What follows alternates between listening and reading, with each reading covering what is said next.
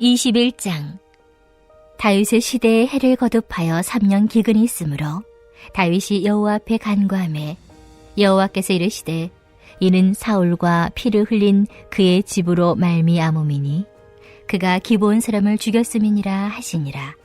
기브온 사람은 이스라엘 족속이 아니요 그들은 아모리 사람 중에서 남은 자라. 이스라엘 족속들이 전에 그들에게 맹세하였거늘 사울이 이스라엘과 유다 족속을 위하여 열심히 있으므로 그들을 죽이고자 하였더라.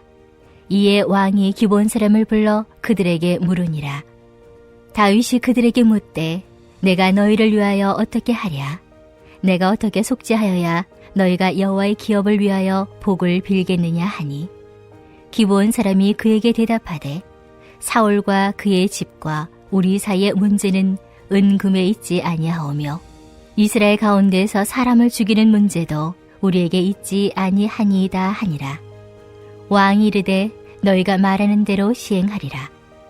그들이 왕께 아뢰되 우리를 학살하였고 또 우리를 멸하여 이스라엘 영토 내에 머물지 못하게 하려고 모의한 사람의 자손 7사람을 우리에게 내주소서. 여호와께서 택하신 사울의 골 기브아에서 우리가 그들을 여호와 앞에서 목매어 달겠나이다 하니 왕이 이르되 내가 내주리라 하니라. 그러나 다윗과 사울의 아들 요나단 사이에 서로 여호와를 두고 맹세한 것이 있으므로 왕이 사울의 손자 요나단의 아들 무비보셋은 아끼고 왕이 이에 아야의 딸 리스바에게서 난 자 곧 사울의 두 아들 알모니와 무비보셋과 사울의 딸 메랍에게서 난 자 곧 무홀랏 사람 바르실레의 아들 아드리엘의 5 아들을 붙잡아 그들을 기브온 사람의 손에 넘기니 기브온 사람이 그들을 산 위에서 여호와 앞에 목매어 달매 그들 7사람이 동시에 죽으니 죽은 때는 곡식 베는 첫날 곧 보리를 베기 시작하는 때더라. 아야의 딸 리스바가 굵은 배를 가져다가 자기를 위하여 바위 위에 펴고 곡식 베기 시작할 때부터 하늘에서 비가 시체에 쏟아지기까지 그 시체에 낮에는 공중의 새가 앉지 못하게 하고 밤에는 들짐승이 범하지 못하게 한지라.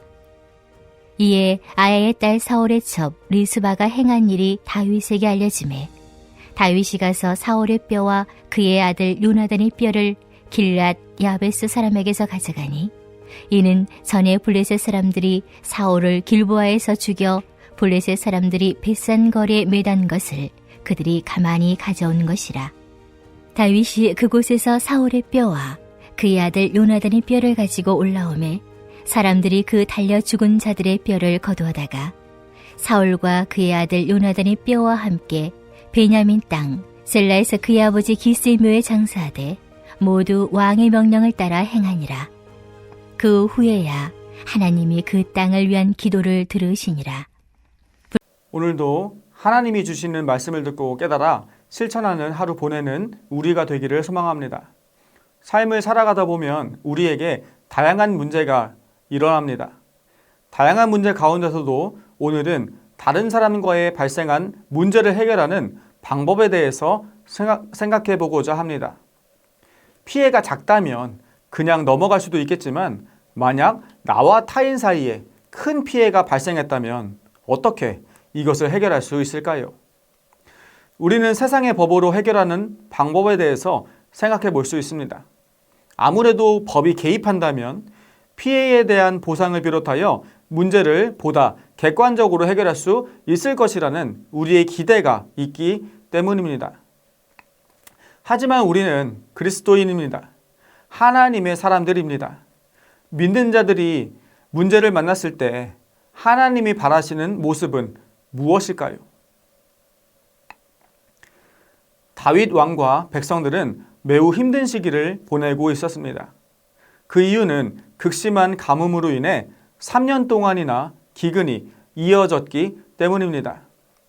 이대로 가다가는 다윗은 물론이요 그의 백성들까지 먹고 마시지 못해 아사하게 될 판이었습니다. 다윗은 오랜 기근을 해결하기 위해 성소로 올라가 여호와의 얼굴을 구했습니다. 여호와의 얼굴을 구한다라는 것은 하나님의 뜻을 알기 위해 그분께 제사를 드리는 행위를 뜻합니다. 이렇듯 다윗이 간구하자 하나님은 신탁을 내려주셨습니다. 그 신탁의 내용은 기근의 원인이 사울이 무고한 기브온 사람들을 학살했기 때문이라는 것입니다. 잠시 과거로 돌아가서 사울이 기브온 사람들을 죽이게 된 사건에 대해 살펴보겠습니다. 이 사건은 구체적으로 기록되지는 않았지만 사울이 노베 제사장과 그 집안 사람들을 죽일 때에 그 성소에서 일을 돕던 기브온 사람들도 함께 죽였을 것으로 추측됩니다. 사울이 이스라엘과 유다 족속을 위하여 열심 때문에 무고한 기브온 사람들까지도 학살한 것입니다. 사무엘하의 저자는 사울의 배타적인 민족주의로 인해 무고한 기브온 사람들이 희생되었다라고 여기며 하나님께 뜻을 묻지 않고 스스로 판단하여 살육을 자행한 사울을 부정적으로 그립니다. 다시 다윗과 백성들이 기근을 겪고 있는 때로 돌아오시겠습니다. 사울이 무고한 기브온 사람을 죽인 불의를 해결하기 전까지는 하나님께서 다윗과 그의 백성이 겪는 기근을 해결하지 않으실 것입니다. 기근의 원인을 알게 된 다윗은 곧바로 사울에게 죽임을 당한 사람들의 유족인 기브온 사람들을 불러서 물었습니다.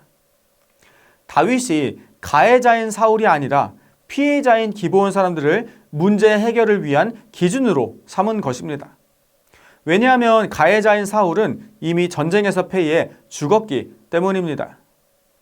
다윗은 기브온 사람들이 여호와의 기업, 곧 이스라엘 백성을 위해 복을 빌려면 그들에게 무엇을 해줘야 할지를 묻고 있는 것입니다.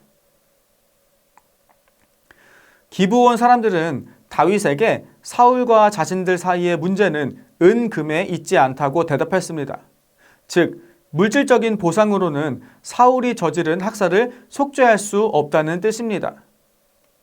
기브온 사람들은 이스라엘에서 사람을 죽이는 문제가 자신들의 권한이 아니라고 말하며 자신들에게는 사법권이 없다고 은근히 부각하였습니다. 이는 사울이 흘린 피에 상응하는 처벌을 바란다는 뜻을 에둘러서 표현한 것입니다. 그러자 다윗은 구체적으로 말하라고 명령하였습니다. 기브온 사람들은 먼저 사울이 자신들에게 저지른 일을 세 가지로 언급하였습니다. 첫째는 사울이 실제로 저지른 일로서 그들을 학살한 것입니다. 둘째와 셋째는 사울이 기브온 사람들을 학살하고 그들에게 제공된 터전을 모두 파괴하고자 계획을 한 것입니다. 그들은 사울의 이런 행위에 대해 상징적인 처벌을 요구하였습니다.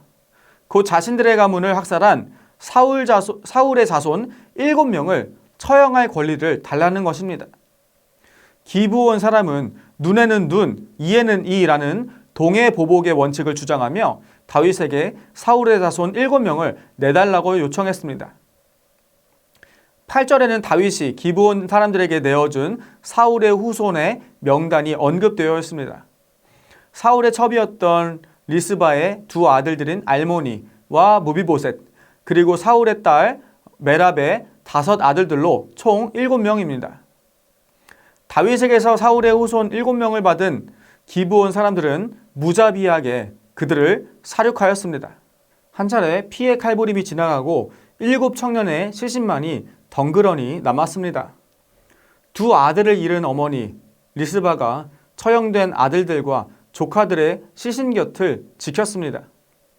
그녀는 근처 바위 위에서 굵은 털실로 짠 천을 펴고 자리를 잡은 뒤 낮에는 새를 쫓고 밤에는 들짐승을 쫓으며 죽은 이들을 지킨 것입니다. 시체 위에 비가 내릴 때까지 그렇게 했는데 이는 처형당한 시신들의 장례가 치러지지 않았음을 알려줍니다. 이러한 그녀의 행동이 다윗에게도 전해졌습니다. 그러자 다윗은 길보아 전투에서 전사한 사울과 요나단의 유골을 길르앗 야베스에서 가져왔습니다.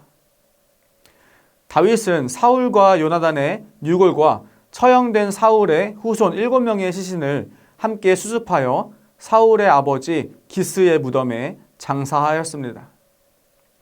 기근은 다윗이 억울하게 죽은 이들의 시신과 사울, 요나단의 시신을 가져다 장례를 치른 뒤에야 멈추었습니다. 하나님이 기도를 들어주신 것입니다.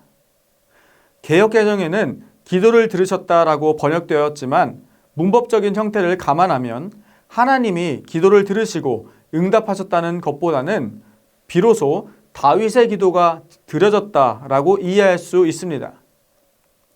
하나님의 긍휼은 그분 뜻에 맞는 진정한 속죄를 통해 비로소 경험할 수 있음을 분명히 알 수 있는 대목입니다. 자칫 이 본문은 인신 제사가 기근 해결의 결정적 요소였다고 오해하게 만들 여지가 있습니다. 다윗이 사울의 자손들을 기브온 사람들에게 내준 것은 아버지의 죄로 아들을 죽여서는 안 된다는 율법 규정에 위배되는 행동이었습니다. 그러나 다윗은 이 요구를 수용하였습니다. 더구나 이 결정을 할 때 다윗은 하나님께 여쭙지 않았습니다. 이는 사울이 하나님께 여쭈어보지 않고 기드온 사람들을 죽인 모습과 유사한 모습입니다. 하지만 다윗이 사울의 자손들을 기브온 사람들에게 내어주었음에도 불구하고 기근이 멈추지 않았습니다. 동해 복수법으로는 문제가 해결되지 않는 것입니다. 사무엘하 저자가 강조하는 점은 복수나 보상을 통한 정의 구현이 아닌 속죄와 긍휼입니다. 사울과 요나단, 사울의 손자들의 장례는 화해의 모습을 보여줍니다. 화자는 속죄와 긍휼의 행위에 하나님이 응답하셨다는 메시지를 전해줍니다. 물질적 보상이나 가해자에게 똑같은 희생을 요구하는 것은 하나님이 원하시는 해결 방법이 아니라는 것입니다. 오직 속죄와 긍휼만이 하나님이 인정하시는 문제를 해결하는 방법입니다. 그러므로 오늘 본문에 나타난 문제인 기근을 해결하기 위해서는 가해자인 사울 집안이 과거 사울이 저지른 학살에 대하여 속죄하고 무고한 희생을 당해 피해를 입은 기브온 사람들은 복수가 아닌 긍휼을 베풀어야 했던 것입니다. 다윗을 통해 사울 집안의 속죄가 이루어졌습니다.